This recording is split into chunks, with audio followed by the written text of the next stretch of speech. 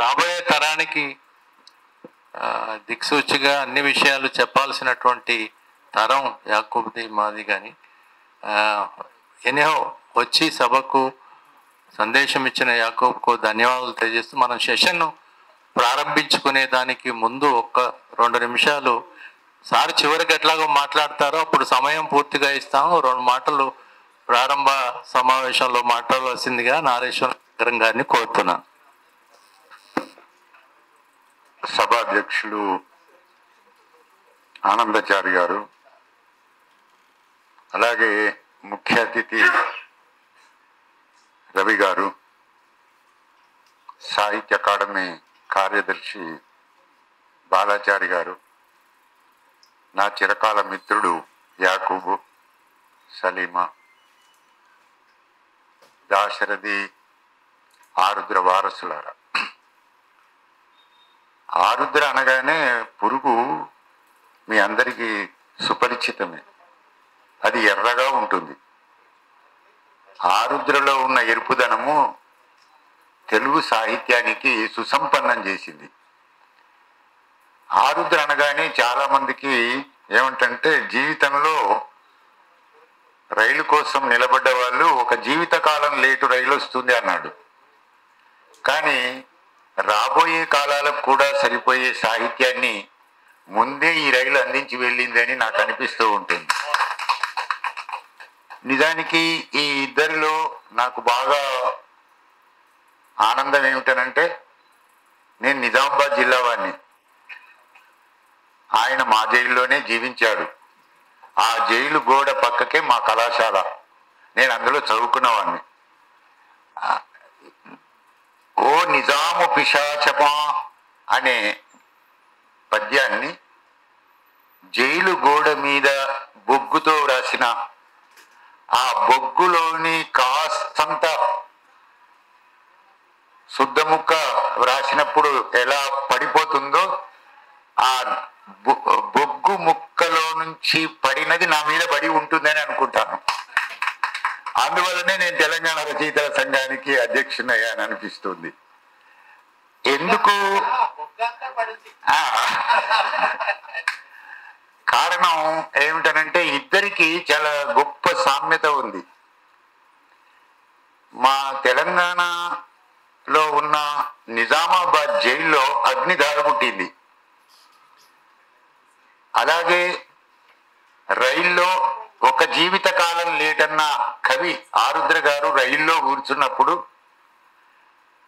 రజాకరులు తరిమివేస్తూ ఉంటే ఒక మహిళ ఆ రైలు ఎక్కినప్పుడు ఆ రైల్లో అందరి ముందు తన వస్త్రాలన్నీ తీసివేసుకుంటున్నప్పుడు పక్కనే ఆరుద్ర పక్కనే కూర్చున్న తను, ఏమ్మా ఇంతమంది మగవాళ్ళ ముందు బట్టలు విప్పేసుకుంటున్నావు, నీకు సిగ్గు లేదా అని అడిగిన మాట ఆరుద్ర గారు విన్నారు.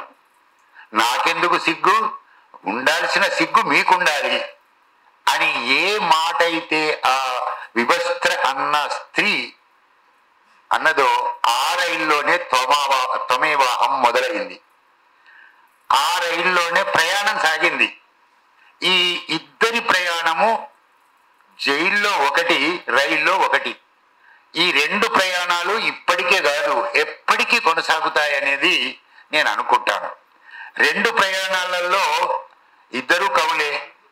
ఈ ఇద్దరు కవులలో మనమంతా గ్రహించవలసిన ప్రధాన అంశం ఏమిటంటే, మహాకవులు ఎప్పుడూ కూడా కుకవిత్వంలో ఉండే పదాలు వాడరు. మహాకవి ఆ ఇద్దరిలో కుకవిత్వం పదాలు దొరకవు ఎంత వెతికినా. అందువల్ల వాళ్ళు మహాకవులైనారు. పనికిరాని పదాలు ఎవరైతే నింపుకుంటారో వాళ్ళు కవులు గారు అనటానికి వాళ్ళిద్దరు సాక్ష్యంగా మన ముందు ఉంటారు. అయితే వారికి మనం తెలుసుకోవలసినవి ఏమిటంటే, ఇద్దరూ కవిత్వమే రాశారు, ఇద్దరూ పాటలు రాశారు, ఇద్దరూ భిన్న భిన్నమైన వాటిలలో శ్రమ చేశారు. కానీ అన్నింటికన్నా గొప్ప శ్రమ ఏమిటనంటే, ఏ విశ్వవిద్యాలయంలోనైనా తెలుగు శాఖలలో ఒక కవి గారి కవిత్వము కొంతకాలం ఉండి తీసివేసి మరొక గారి కవిత్వాన్ని టెక్స్ట్ బుక్లలో పెడతారు. కానీ దాశరథి విశ్వవిద్యాలయాలు ఉన్నంత చరిత్ర ఉన్నంత వరకు దాశరథి బతుకుతాడు. దాశరథికి ఇప్పటికీ ఉన్న మన విమర్శకులు, పరిశోధకులు దాశరథిని తలుచుకోకుండా ఎవరైనా ఉన్నారా? అదే తీసివేసుకుంటున్నారు. ఏ థీసిస్లో చూసినా ఏమున్నది గర్వకారణం అంటే దాశరథి రాసినవే తీసివేసుకుంటున్నారు. మన తెలుగు సాహిత్య చరిత్ర లిఖించబడినది ఆయనతోనే. ఇప్పటికి కూడా మనకు యుగ విభజనలు వచ్చినాయనంటే రాజుల విభజన, కాల విభజన, కవుల విభజన అన్నింటికీ ఆయననే తెలుగు సాహిత్యానికి ఒక గొప్ప కాంట్రిబ్యూషన్ చేశాడు. అయితే కవులకు ఎక్కువ పేరు ఉంటుంది, సాహిత్యకారులకు ఉంటుంది, కానీ విమర్శకులకు, పరిశోధకులకు చాలా తక్కువగా ఉంటుంది. కానీ ఆ దృష్టితో చూసినప్పుడు జ్ఞానపీఠ కూడా ఒక చిటికెన వేలు మాత్రమే నా దృష్టిలో. ఒకవేళ ఆయనకు జ్ఞానపీఠ ఇచ్చినా కూడా చిటికెన వేలు గోరుతో సమానం. అంతటి ఆ సంపుటాలను మనం చదవటానికి ప్రయత్నం చేసినప్పుడు అద్భుతమైనవి. శ్రీశ్రీ ఎట్లా 350 రాశాడో కూనలమ్మ పదాలు అట్లాగే రాశాడు. అయితే ఆరుద్ర భాష వేరు, దాశరథి భాష వేరు. ఇద్దరివి భిన్నమైన భాషలే, భిన్నమైన వ్యక్తీకరణలే, భిన్నమైన ఉద్యమకారులే. కానీ ప్రధానంగా ఉన్నవారు ఇద్దరు అభ్యుదయ కవులు. వాళ్ళ ప్రయాణం ప్రారంభమైంది ప్రపంచవ్యాప్తంగా వచ్చిన ఏదైతే భారతదేశానికి కమ్యూనిస్టు, మార్క్సిస్టు భావజాలం వచ్చిందో దాన్ని తెలుగు నేల మీదికి దించిన తర్వాత విస్తృతం చేసిన కవులు వాళ్ళిద్దరూ అని నేను భావిస్తాను. అందులో ప్రధానమైనది ఏమిటంటే అందరూ ప్రజా కవులే, ఏ ఉద్యమకారులైనా ప్రజా కవులే. కానీ ఈ ఇద్దరిని ఎందుకు జ్ఞాపకం చేసుకుంటామనంటే ప్రజాకవిత్వం రాయడం ప్రధానం కాదు, ప్రజల్ని ఏ మలుపుకు మలుపాలనేదే ప్రధానమైనది. ఆ మలుపులు మలుపిన వాళ్ళు వారిద్దరు. అది అందరూ రాస్తారు ప్రజాకవిత్వం, ఎవరైనా రాస్తారు. తన కళ్ళ ముందు ఒక దుఃఖం, కన్నీటి చేమ కవిలోకి, పెన్నులోకి ఇంకుతుంటూ ఉంది. రక్తంలో నుంచి రక్తం నాడుల్లో ప్రవహిస్తున్నట్లుగా ప్రజల దుఃఖం కవుల నాడుల్లో ప్రవహిస్తూ ఉంటుంది. ఆ ప్రవహించే స్వభావంలో వాళ్ళిద్దరూ తెలుగు సాహిత్యాన్ని మార్చిన వ్యక్తులుగా మనము భావిస్తాం. అయితే ఆ ఇద్దరిని మనం తెలుసుకున్నప్పుడు సినిమా పాట ద్వారా మెప్పించారు. ఎక్కడైనా మెప్పించని సాహిత్యం ఉన్నదా అనంటే రాముడికి సీత ఏమవుతుందని కూడా రాశాడు. ఈనాడు బాగా చదవాల్సిన రోజులు అన్ని పక్కకు పెట్టి రాముడికి సీత ఏమవుతుంది అనే ఒక ప్రశ్న తెలుగు సాహిత్యంలో ఆరుద్ర గారే తీసుకొచ్చారు. 500 రామాయణంలో ఉన్న ప్రక్షిప్త రామాయణాలని కూడా ఒకసారి తొలిసారిగా బేరీజు వేసిన వాడు కూడా ఆయననే. కనుక మనం ఈనాడు అనుకుంటున్న భావజాలంలోకి మన రవి గారు ఇప్పుడే చెప్పారు, ఒక భక్తి పాటలో కూడా ప్రశ్నించే తత్వం మనకు తెలంగాణలో మొదటి నుంచి ఎవడబ్బా సొమ్మాని ఎంచుక తినిదు రామచంద్ర అని ప్రశ్నించని నేలే కదా ఇది. ఈ ప్రశ్నించే స్వభావము ఈ తదనంతర కావులలో దాశరథికి ఆరుద్రకు సంక్రమించిందని నేను భావిస్తాను.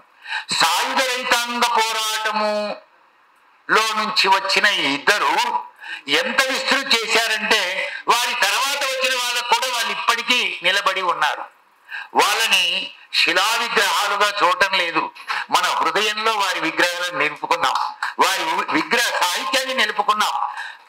వారి చమక్కులు అద్భుతమైనవి. ఏ పిల్లవాడి దగ్గరికి వెళ్ళినా దాశరథి గారి కూనలమ్మ పదాలే కావు. ఏ చిన్న మాట చెప్పడానికి ప్రయత్నం చేసినా కడుపు నవ్వగలరు. కానీ ఇద్దరు నవ్వించగల శక్తి ఉన్నప్పటికీ నవ్విన తర్వాత ఆలోచన ఇచ్చే శక్తి కూడా ఆ నవ్వులో ఉంటుంది. కేవలం పైకి మాత్రమే నవ్వును చెప్పరు, ఆ నవ్వులో వ్యంగ్యం దాగి ఉంటుంది. ఆ వ్యంగ్యం వెనక అద్భుతమైన గురుజాడ అప్పారావు గారి కన్యాశుల్కంలోని మధురవాణి ఎట్లా నవ్వుతుందో ఆ నవ్వులాగానే వారు నవ్వించిన స్వభావము వారిలో కనిపిస్తూ ఉంటుంది. ఒక అద్భుతమైన ఇద్దరు వ్యక్తులు. ఈ రెండు నదులు ఒక నదిగా మార్చిన ఈ తెలంగాణ సాహితికి తెలుగు ప్రజలలోకి నేను రావడానికి మాత్రం రవి గారే చిటికెన వేలు పట్టుకొని మొట్టమొదట నన్ను ఇందులోకి చేర్చిన వాడు. ఇస్ అవుట్ సైడర్ కాదు, ఇన్సైడర్ గా చేసిన వ్యక్తి రవి. మేము అప్పటి రోజుల్లో ఇదే భవనంలో తెలంగాణ ఉద్యమం బయట పెద్ద కిక్కిరిసిన జనాలతో జరిగినప్పుడు, ఆ ఉద్యమంలో ఉన్నప్పుడు నేను స్టేజీ మీద ఇదే దానిలో ఉన్నప్పుడు అందరూ వచ్చి నన్ను పట్టుకుపోయారు. మళ్ళీ నేను దీన్ని కూడా తెలంగాణ ఉద్యమంలో పట్టుకుపోవాలని